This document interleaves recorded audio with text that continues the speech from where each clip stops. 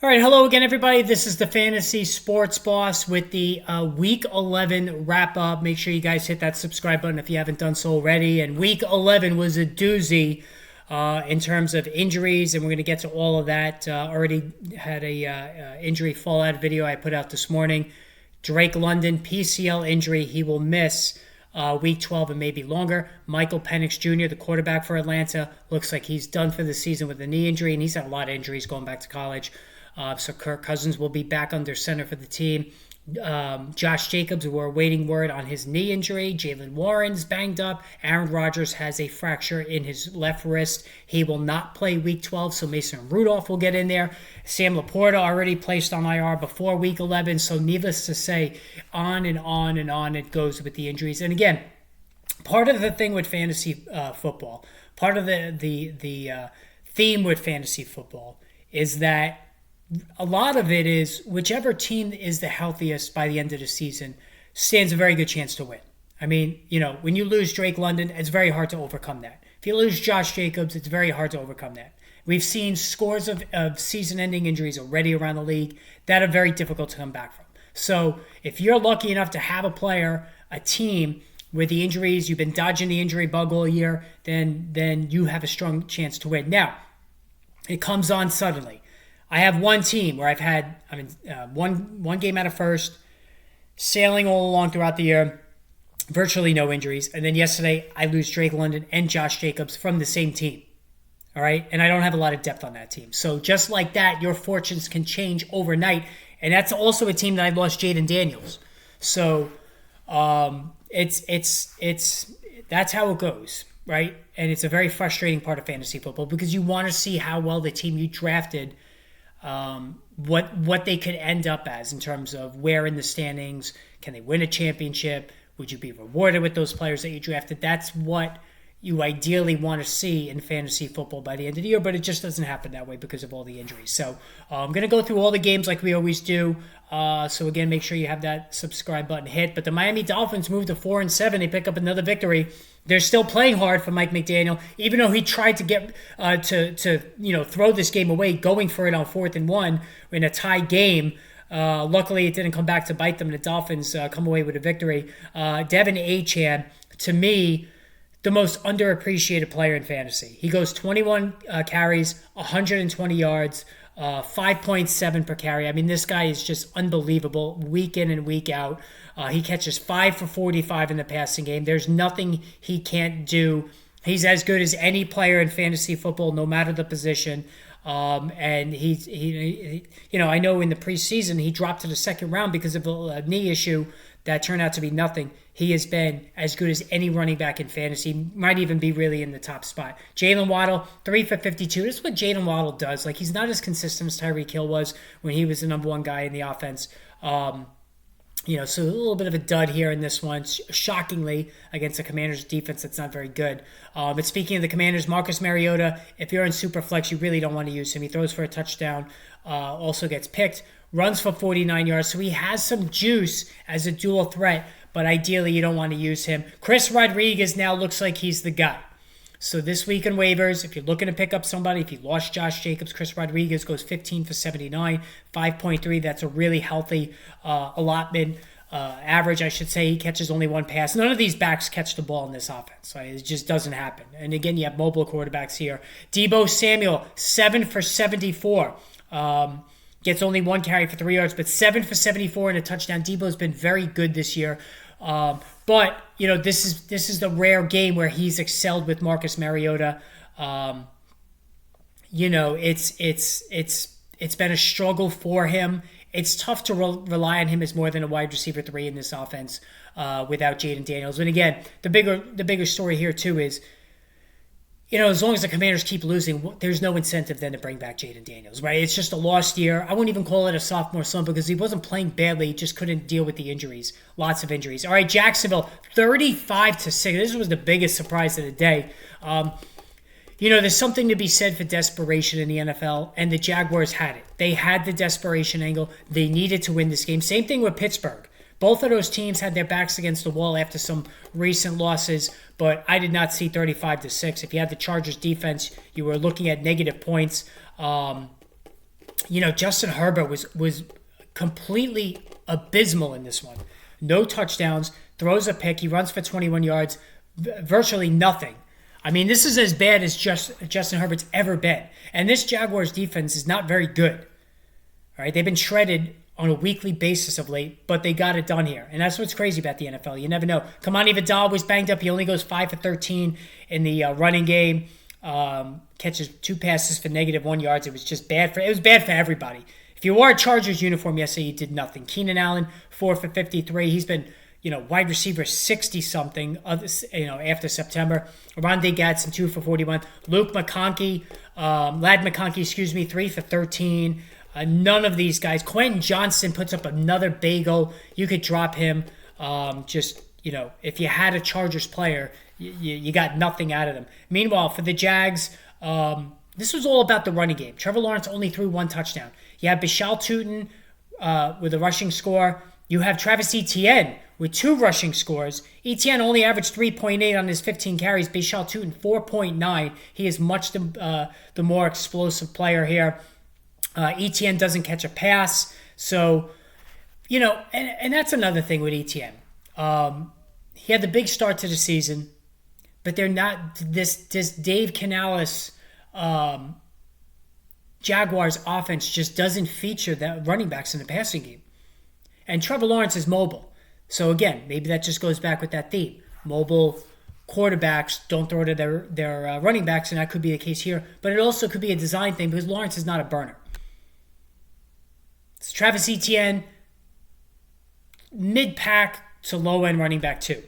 Bishal Tootin, still a high-end handcuff. If anything ever happens to Travis Etienne, Bishal Tootin could be a high running back 2 at least because he's so explosive. The Steelers, 34-12. Mason Rudolph comes in for an injured Aaron Rodgers. He's going to start in Week 12. DK Metcalf, again, another bad game, 5 for 49. What's it going to look like with Mason Rudolph? I don't know. The big story here was Kenneth Gainwell. Kenneth Gainwell puts up a wide receiver number as a running back. He goes 7 for 81, 2 touchdown catches in this one. Only runs for 24 yards. Jaylen Warren, who's off to a good start in this one, 10 for 62. He gets banged up, only comes back for one carry, and then he goes out again. But Kenneth Gainwell absolutely is a running back too. Each week that Jaylen Warren would be out. For the Bengals, they need Joe Burrow to come back. I know Joe Flacco, he threw a touchdown pass. T. Higgins, 3 for 63 in the score. T. Higgins has actually gotten himself on track. Now, I'm not a fan of T. Higgins. I think he goes through these pronounced dry spells, drives you crazy. He could be a wide receiver 1 on more than half the teams in the league, but he's taking a firm backseat to Jamar Chase. But of late, that hasn't been the case. Now, the bigger thing here is Chase goes 3 for 30, nothing happening for him, but he's caught on video disgustingly spitting on Jalen Ramsey. Now, I know Jalen Ramsey is a clown. He's been a clown his whole career, gets under people's skin. But now, Jamar Chase is going to get suspended for 1 game, folks. It's going to happen. Jalen Carter got a 1-game suspension. He missed the opener. Jamar Chase will not play next week. He can appeal it till the cows come home. He's not playing next week. When you have that caught on video, when you have such a vile, disgusting act caught on video, and it's just classless. It's absolutely just classless for Jamar Chase. I mean, what are you doing? Your team is on the ropes. What are you doing? So he's not going to be around next week. Chase Brown, this is the Chase Brown we drafted him as. The late first round, early second round, he goes 18 for 99. All right? 6 for 28 in the passing game. The last 4 weeks, he's been a running back 1 in PPR. That's what we expected out of Chase Brown. No Samaje Perine to serve as a pain in the ass deterrent to workload. So Chase Brown, you feel really good about where he's at. Green Bay 27-20 over the Giants. It's never easy for Green Bay. Jordan Love got banged up. He came back in. Josh Jacobs, this is the big one. You empty the fab money for Emmanuel Wilson. All right, Emmanuel Wilson is a really good backup running back. He got the job done. 11 for 40 in the running game. He runs for a touchdown. Only caught 1 pass. But he would be the bell cow back for this offense. with no Josh Jacobs. Romeo Doubs, 4 for 53. He was dropping passes all over the place. He looked like he didn't even know what to do with it. He's dropping balls all over the place. Christian Watson, 4 for 46. Very big play dependent, but he gets the touchdowns. Jordan Love, 2 touchdown passes, both to Christian Watson. You still don't want to rely on Jordan Love if you can help it. All right, Jameis Winston did Jameis Winston things, although you can't blame him for the interception because Jalen Hyatt, I mean, what a bust he's been. Jalen Hyatt cut off his route, but the fumble was his fault at the very end there. Tyron Tracy, 19 of 88 in the running game. He's a really good runner. He had glowing yards after contact, but he loses goal line work to Devin Singletary, who picked up 2 touchdowns. So both of these guys could be owned. Singletary as a flex in deep leagues. Tyron Tracy is more of a high-end flex, low-end running back too because he's not getting the goal line work. All right?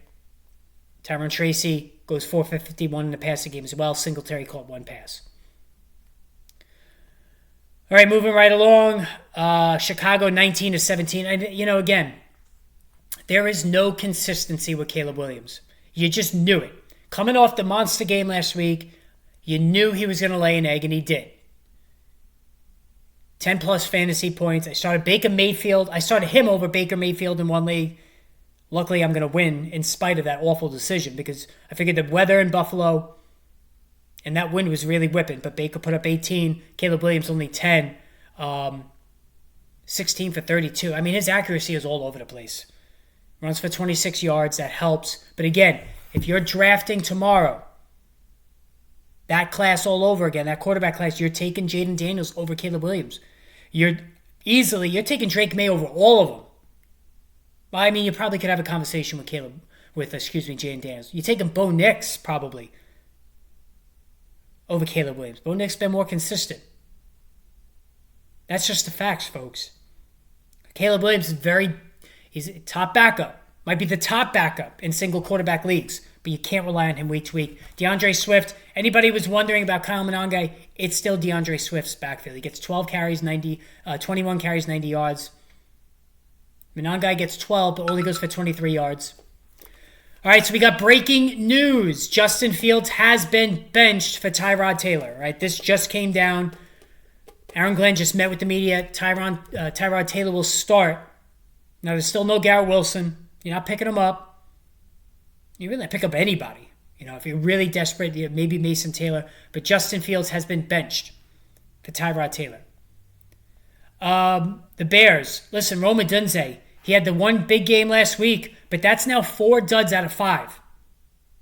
2 for 41. DJ Moore, 1 catch for 18. If DJ Moore is still on your roster, you're looking forward to Santa Claus visiting you because you're not paying attention anymore. You've given up.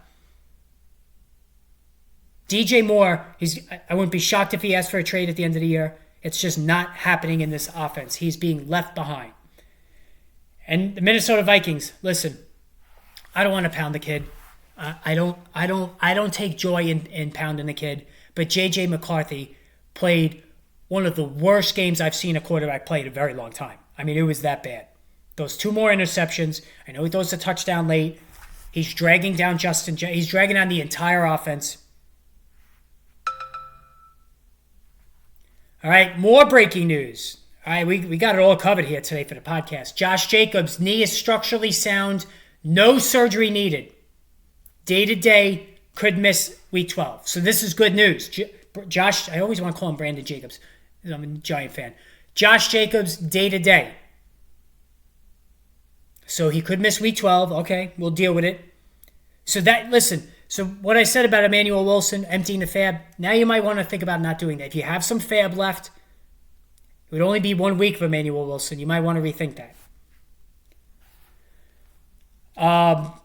J.J. McCarthy, I mean, listen, you trust in Kevin O'Connell. He knows what he's doing. He knows how to coach offense. But he let Daniel Jones and Sam Darnold. Now, Sam Darnold's got his own problems, and we'll get to that in a minute. But he let these 2 guys leave, walk out the door. And he went with McCarthy. McCarthy looks awful. He looks terrible.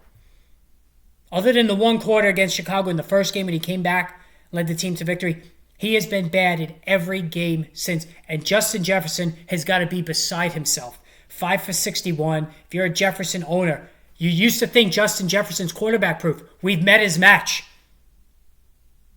We have met his match with J.J. McCarthy. He's not quarterback proof, folks. T.J. Hawkinson, 3 for 39. I mean, come on. Enough. T.J. Hawkinson, he's just a name now. He's a name brand. He should not be on a fantasy roster. I mean, it's that bad. I don't know what the solution is. But it's not a good situation in Minnesota. The season's over. J.J. McCarthy's got some tools. He can run a little bit. Arm's decent, but he's a mess. Houston Texans. I knew this was going to be a tight game. I picked the Tennessee Titans to cover the spread. Had a good week this week. I think I got 8 or 9 right. And the Texans, the one thing you could say about Davis Mills, he gets the ball to Nico Collins. C.J. Stroud wasn't exactly doing that. They have a short week against Buffalo Thursday. You'd like to see, if you're a Collins owner like myself, and I have him on 2 of my 3 teams, I wouldn't mind seeing Davis Mills start again. Collins goes 9 for 92 and a touchdown. Dalton Schultz, 6 for 51. Dalton Schultz has been a top 5 tight end. Woody Marks disappointed. Just when they take the training wheels off Woody Marks, he puts up an 18 for 44 against an awful defense. Nick Chubb gets only 3 carries. So they're ready to now hand the ball to Woody Marks, but he kind of dropped it, so to speak, against the Titans.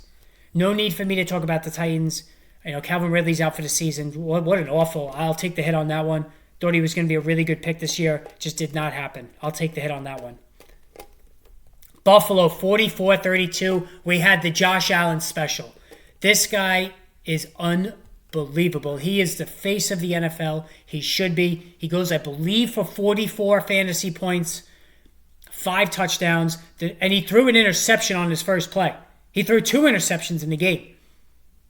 Throws for 317 and 3 scores, runs for 40, and 3 more. 6 touchdowns. Excuse me, I undersold it. 6 touchdowns, and he had the 2 picks. The guy is a one-man fantasy bonanza. Now, what's crazy is in 2 of my 3 leagues last year, the Josh Allen owner didn't make the playoffs. So, I said all summer, you want to go value a quarterback, and that still is the right call. But if you have Josh Allen, you're probably sitting in a good spot right now. James Cook, 16 of 48, doesn't score on the ground at least. He goes 3 for 66 in the passing game. Nothing else worth of note for Buffalo there. Baker Mayfield, 1 touchdown running, 1 touchdown receiving. He did lose, passing. He did lose a fumble, and he threw an interception. Very mistake prone. But how about Sean Tucker? Had a lot of injuries in college. When he came out, nobody was really talking about him. He goes absolutely ballistic. 19 for 106, 2 touchdowns. He catches 2 for 34 in the passing game and a 3rd score. Rashad White, I only gave about, 10 PPR points. Bucky Irving has, and again, they didn't place him on the IR. I don't know what they're doing in Tampa Bay. But when Bucky Irving comes back, is Sean Tucker is this going to be a Kyle Monangai, DeAndre Swift situation? I don't know. I think Bucky Irving's a lot more talented than DeAndre Swift. But Sean Tucker, listen, the Bucs have a prime trade chip in either White or Tucker. They got 3 very capable backs. But when Irving comes back, Sean Tucker, he could still get 30% of the touches. Emeka Ibuka, 5 for 40. He is really cooled off, folks. September and October seem like a distant memory for both Rome Odunze and Emeka Ibuka. 2 of the main storylines early on this season at the receiver position. Carolina, big win for them. This team is up and down like an elevator. 30-27 over Atlanta. I told you I'm a big fan of Bryce Young. He's had dirt thrown all over him from day one. But he was great. 448 and 3 touchdowns. 448 for a guy who's only 5'7". He could get the job done. And again, CJ Stroud wasn't great last year. He hasn't been great this year, and he's been concussed. He's been out. That conversation can be had again. Who got the better quarterback? Sometimes these things swing back and forth. The Carolina Panthers were absolutely destroyed after the rookie season of both of these guys. Bryce Young was so bad. CJ Stroud, one of the best rookie performances a quarterback has put up in a long time. But now the tide is starting to turn and go the other way. Tedero McMillan, 8 for 130, 2 touchdowns. Now he's starting to score. He wasn't scoring first 2 months of the season. Now he's scoring. Rico Dowdle almost scored at the end. 19 for 45. Chuba Hubbard only got 4 carries. You'd like to see Dowdle put up a big game in Week 12 so Chuba doesn't start eating back into his workload, but he catches 5 for 55 in a passing game. Like, I really like this Carolina team. I'm rooting for them. They're 6-5 right now. They have a better record than the Kansas City Chiefs. And Atlanta's a dead team walking. Raheem Morris, he's a dead coach walking. He's going to get fired. This team finds new and inventive ways to lose every week. Could be another example of a guy who's just a better coordinator than he is a coach. San Francisco 41-22 over Arizona. A couple of things about this game that drove me crazy. All right. We'll get to the 49ers first. George Kittle, listen, you always deal with the injuries with this guy, but he has been unbelievable the last 2 weeks. Over 20 points each in fantasy and PPR. You can't cover the guy right now. He goes 6 for 67, 2 touchdowns. Christian McCaffrey, 13 of 81, 2 scores on the ground. He gets another one in the passing game, 5 for 40. He's staying healthy. Find wood. Let me find some wood. I got to knock on some wood. There you go. He's staying healthy. So it's been looking real good. Brock Purdy throws 3 touchdowns his first game back. The offense looks great. Now, for the Cardinals. I mean, Jacoby Brissett, this is one of the greatest games I've seen. And I know a lot of this was in garbage time. But this is one of the best statistically appealing games I've ever seen a quarterback put up. 47 of 57 for 452, 2 touchdowns, 2 interceptions. Come again? I mean, 10 incompletions in 57 throws. Trey McBride goes 10 for 115. He scores again. But how about this? Michael Wilson, 15 for 185. He does everything but score. And again, I said this last week. How does an NFL defense allow a player to catch 15 passes? That should never happen. Roll the safety to him. This drove me crazy. I was playing Michael Wilson in one of my leagues, and every time I look, he's got another catch. He's got more yards. I'm falling behind more and more. 15 catches, 485. That's just ridiculous. But listen, kudos to Jacoby Brissett. The guy's been unbelievable. But he is what he is. He's not going to get a starting quarterback job next year unless it's the placeholder. But he has perked up everybody in this offense. Now, on the flip side, Seattle loses 21-19 to the Rams. And the Rams, if you bet the Rams, they had this one in the bag first half. They did nothing the second half. But Sam Darnold, a week after throwing 3 interceptions, he throws 4 more. No touchdown passes. What in the hell is going on here? He has been, and he fumbled last week. So he had 4 turnovers last week. He had 4 turnovers here. Is he seeing the ghosts again? I mean, what is going on with Sam Darnold? My God. I mean, as great as he was, he goes through these spells. He did it at the end of last year. He's doing it right now.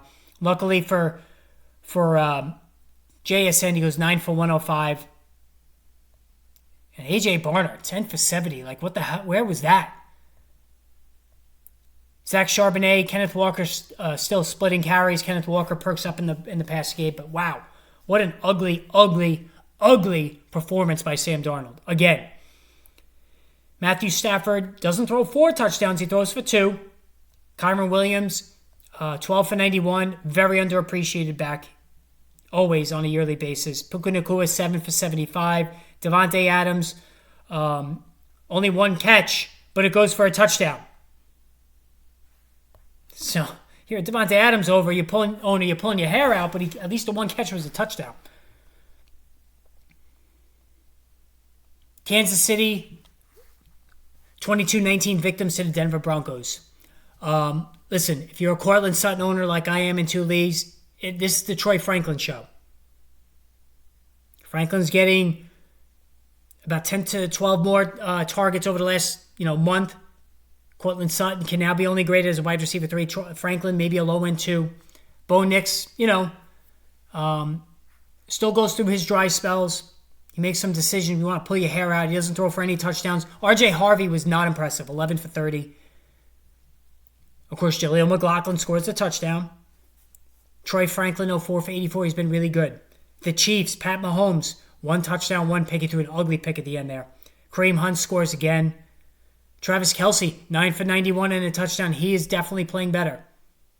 6 for 38 for Rashee Rice. He did not help him. The Chiefs right now, you don't want to say they're on the ropes, but they got to start picking it up. Baltimore, 23-16 in a slog against the Cleveland Browns. Myles Garrett had 800 sacks in this one. I think it was 4, but he was all over Lamar Jackson. I believe Jackson only had, I don't even think he had 5 fantasy points in this one. I mean, it was bad. I mean, this Cleveland defense is legit, folks.